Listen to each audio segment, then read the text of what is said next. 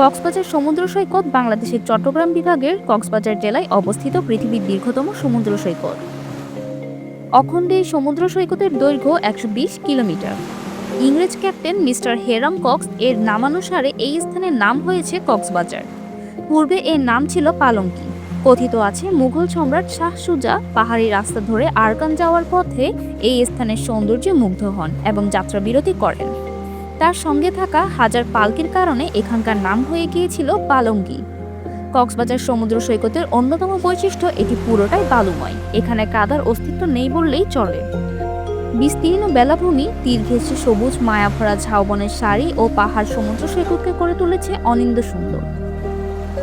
দীর্ঘ সমুদ্র সৈকতের আকর্ষণীয় অংশগুলো হলো Kolatoli point, Sugandha point, Laboni point, Dariyanagar সৈকত, ইনানি সৈকত ইত্যাদি।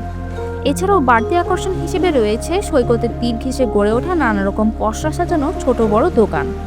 প্রতি বছর বিপুল সংখ্যক পর্যটক কক্সবাজার সমুদ্র সৈকতের সৌন্দর্য উপভোগ করতে আসেন।